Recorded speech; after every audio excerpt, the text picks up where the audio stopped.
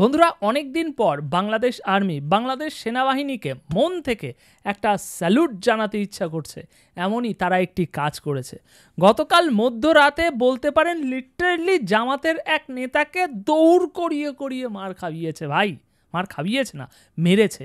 শুধু হাতের কাছে পায়নি, নইলে পুরো খুলে একেবারে পুরো তেল মাখিয়ে ডান্ডা ঢুকিয়ে দিত। ব্যাপারটা এরকমই ঘটেছে।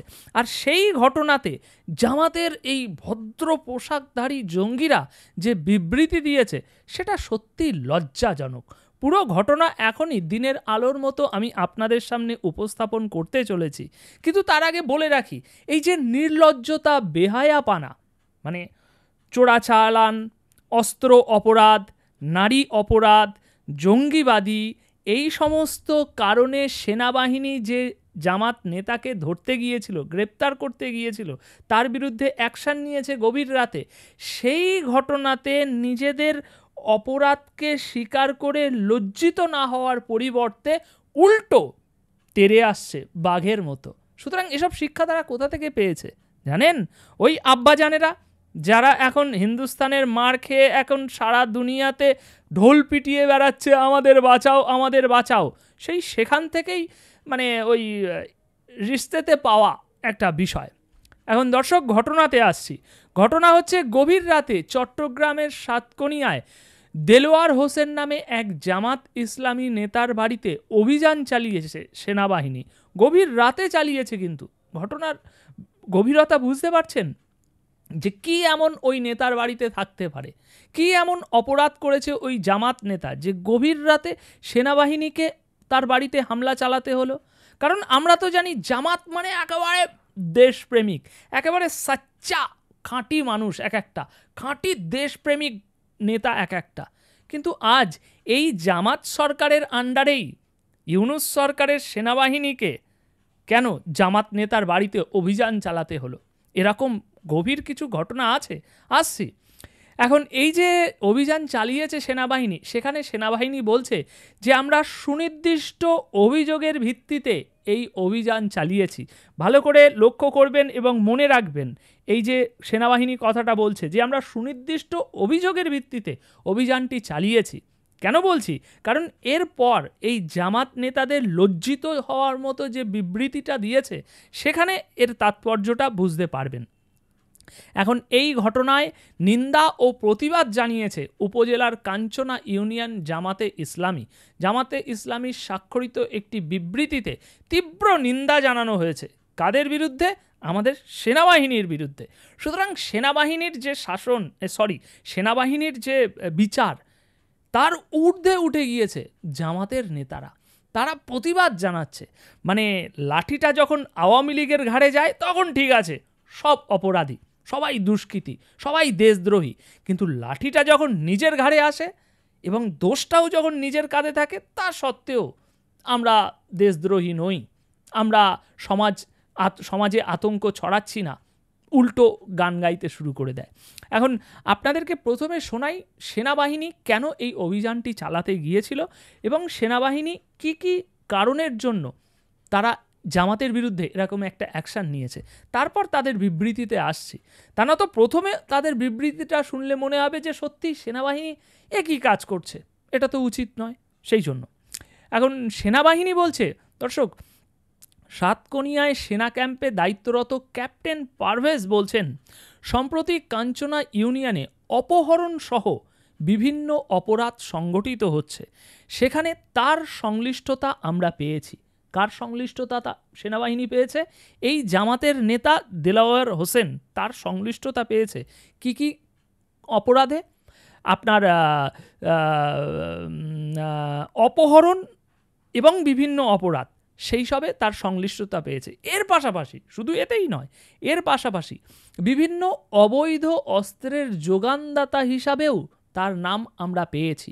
সুনির্দিষ্ট তথ্যের ভিত্তিতে তার বাড়িতে অভিযান চালানো হয়েছে। অভিযানের সময় তাকে বাড়িতে পাওয়া যায়নি। প্রথম কথা তো হচ্ছে, এই জামাতের সাঙ্গপাঙ্গরা এখন যে এই তীব্র নিন্দার প্রতিবাদ জানাচ্ছে, এই তীব্র নিন্দার প্রতিবাদ জানানো ঠিক আছে, আমরা মেনে নেব। কিন্তু এই জামাতের নেতা যদি সৎ হয়ে থাকে, এই অস্ত্র যোগানদাতা, অপহরণ করা, এইসবের সাথে তার যদি সংশ্লিষ্টতা না থাকে, তাহলে সে বেটা পালালো কেন?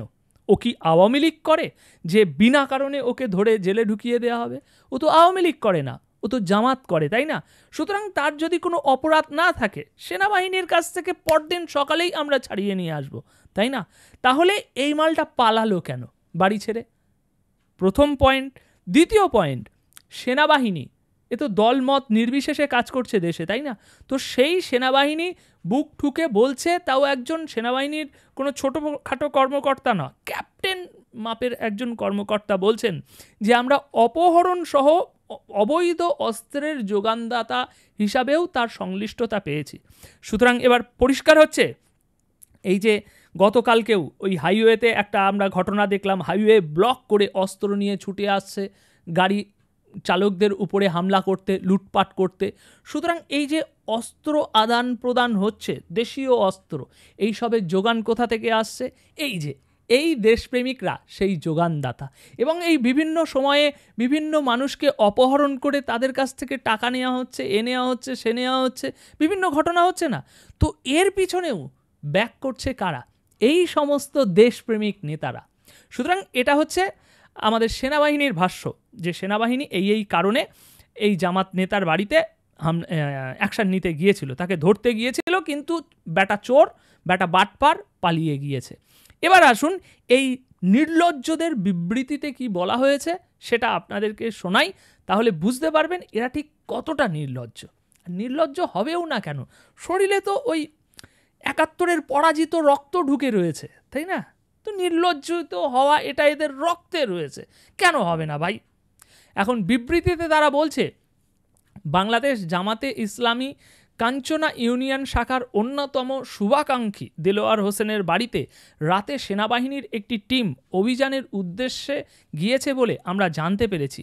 আমরা ধারণা করছি আমাদের অন্যতম শুভাকাঙ্ক্ষী দেলোয়ার হোসেনকে প্রশ্নবিদ্ধ ও সংগঠনের মাঝে দূরত্ব সৃষ্টির লক্ষ্যে একটি কুচক্করি মহলের ইন্ধনে এই ষড়যন্ত্র করা হতে পারে। আচ্ছা, প্রথম কথা তো হলো, এই কুচক্করি মহলটা কে? বিএনপি, এনসিপি, নাকি আওয়ামী লীগ এর মধ্যে ঢুকে গিয়েছে, সেনাবাহিনীর কানে ফুসমন্ত্র দিচ্ছে? কে কুচক্করি মহল? তোমরা তো জানো কুচক্করি মহলটা কে। শুধুমাত্র এই কুচক্করি মহল অমুক তমুক বলে ঘটনা এড়িয়ে গেলে হবে না, নির্দিষ্ট করে বলতে হবে কে সেই কুচক্করি মহল।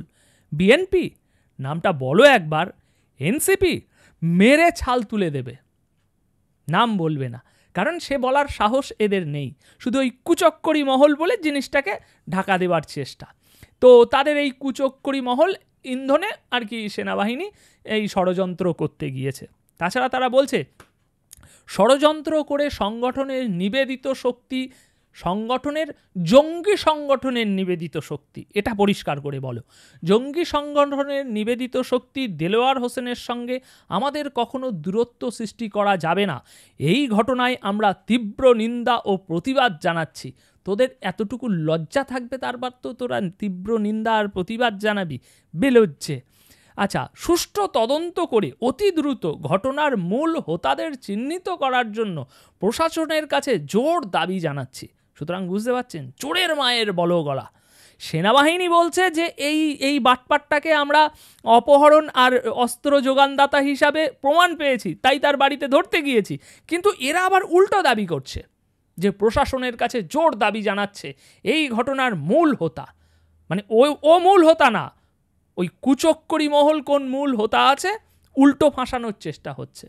কাঞ্চনা ইউনিয়ন জামাতে ইসলামীর আমির মাওলানা মোহাম্মদ আবু তাহের তিনি বলছেন, দেলোয়ার হোসেন কাঞ্চনা ইউনিয়নের ৬ নম্বর ওয়ার্ড জামাতে ইসলামের সভাপতি হিসাবে দায়িত্ব পালন করছেন। তার বিরুদ্ধে একটি কুচক্করি মহল ষড়যন্ত্র করে সেনাবাহিনীকে ভুল তথ্য দিয়েছে। সেই ভুল তথ্যের ভিত্তিতে এই ঘটনা ঘটেছে। আমরা এ ঘটনার তীব্র নিন্দা ও প্রতিবাদ জানাচ্ছি। মানে সেনাবাহিনী এতটাই বোকা, এতটাই গর্ধব, এই ৮ মাস ৯ মাস ধরে সারা দেশের রাস্তায় রাস্তায় পাক মারছে, সারা দেশের সমস্ত সমাজ বিরোধীদের উপরে অ্যাকশান নিচ্ছে, এখনও এই সেনাবাহিনী এতটাই মূর্খ, তাদের কাছে এতটাই ইনফরমেশান কম আছে, ইনফরমেশান লেস তারা। সুতরাং যে কোনো একটা কুচক্করি মহল আসছে, সেনাবাহিনীর কাছে কান ভাঙানি দিচ্ছে, আর সেনাবাহিনী লাফাতে লাফাতে সেই কুচক্করি মহলের আদেশে কাজ করতে চলে যাচ্ছে। বাহ, অসাধারণ একটা ব্যাখ্যা হয়েছে এই পাকিস্তানের পরাজিত শক্তিদের, অসাধারণ ব্যাখ্যা। এবং এখানে আরও বিষয় ক্লিয়ার হয়ে যাচ্ছে সেনাবাহিনীর আরেকটি উত্তরে। এক প্রশ্নের জবাবে সেনাবাহিনীর ওই কর্মকর্তা, উচ্চপদস্থ কর্মকর্তা বলছে, আমরা দায়িত্ব পালন করছি সন্ত্রাস দমনে, আমাদের কাছে দল মতের কোনো প্রাধান্য নেই। অপরাধমূলক কর্মকাণ্ড যেখানেই সংগঠিত হবে অথবা সংগঠিত হওয়ার আশঙ্কা থাকবে, আমরা সেখানেই অভিযান পরিচালনা করব। আমরা যে কোনো মূল্যে এ দেশকে নিরাপদ ও শান্তিতে রাখতে বদ্ধপরিকর। এটাই সারা দেশবাসী সেনাবাহিনীর কাছে প্রত্যাশা করে, এবং প্রত্যাশামূলক এই একটা কাজ সেনাবাহিনী যথেষ্ট করে দেখিয়েছে। সুতরাং এখান থেকে একটা বিষয় পরিষ্কার হয়ে যাচ্ছে, একদম জলের মতো পরিষ্কার হয়ে যাচ্ছে। যদি আরেকটু অ্যাকশন মোডে চলে আসে সেনাবাহিনী, এখন তো অনেক কন্ট্রোলের মধ্যে রয়েছে, যদি তাদেরকে সত্যি দলমত নির্বিশেষে এই অপরাধমূলক কর্মকাণ্ড এবং সন্ত্রাস দমনে অ্যাকশন নিতে দেওয়া হয়, তাহলে জামাত নেতাদের এক একটার ছাল ছাড়িয়ে ডুগডুগি বাজানোর মতো অবস্থা হবে। যেমন এই এক নেতা অস্ত্র চালান করছে, তারপরে আপনার অপহরণ করছে, এই সব মদত দিয়ে সমস্ত কাজ করে আর কি সাধু সেজে রয়েছে। তো এখন দর্শক, শেষ করার আগে আপনাদের মন্তব্য অবশ্যই জানতে চাই এই ঘটনাতে সেনাবাহিনীর রোল এবং জামাতের নেতাদের এই নির্লজ্জ বিবৃতির বিষয়ে আপনারা কি বলবেন কমেন্ট বক্সে অবশ্যই জানিয়ে যাবেন।